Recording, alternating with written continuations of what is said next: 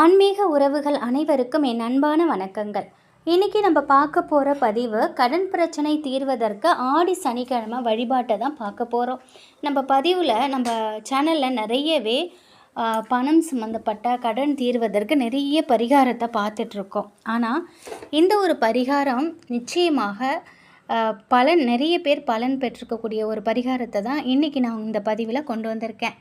கடன்கிறது ஒரு நரகம். அதுலேருந்து நம்மளை காப்பாற்றுறதுக்காக வந்திருக்கக்கூடிய நாள் தான் ஆடி மாத சனிக்கிழமை.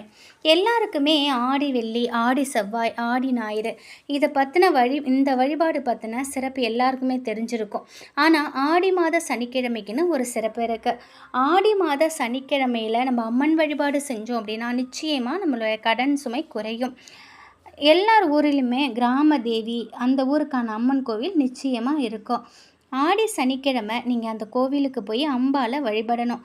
அம்பாளுக்கு சிவப்பு நிற புடவை, சிவப்பு நிற வளையல், சிவப்பு நிற குங்குமம், சிவப்பு நிறத்தில் இருக்கும் செம்பருத்தி பூ, அரளிப்பூ, இப்படி எது வேணாலும் வாங்கி கொடுக்கலாம். 2 செவ்வாழைப்பழம், வெற்றிலைப்பாக்கு, தேங்காய், இதை பூஜைக்கு தேவையான பொருட்களோடு சேர்த்து நீங்கள் வாங்கி கொடுக்கலாம்.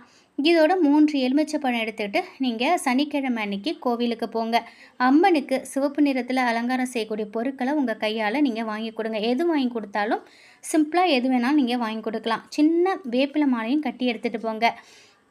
ஆடி சனிக்கிழமை தான் இந்த பரிகாரத்தை கட்டாயமாக செய்யணும். நீங்கள் வாங்கி கொடுத்த சிவப்பு நிறத்தில் இருக்கக்கூடிய பொருட்கள் எல்லாம் சனிக்கிழமை அன்னைக்கு அம்பாளுக்காக கொடுத்துருங்க. கோவிலில் தீபம் ஏற்றி அந்த கோவிலில் அமர்ந்து உங்கள் கடன் பிரச்சனை தீரணும் அப்படின்னு மனமுருக வேண்டிக்கோங்க.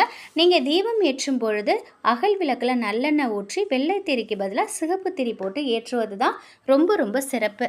உங்களால் முடிந்தால் சர்க்கரை பொங்கல் செய்து நீங்கள் கோவிலில் அம்பாளுக்கு நைவேத்தியம் பண்ணி சர்க்கரை பொங்கலை கோவிலுக்கு வரக்கூடிய பக்தர்களுக்கு நீங்கள் விநியோகம் செய்யலாம்.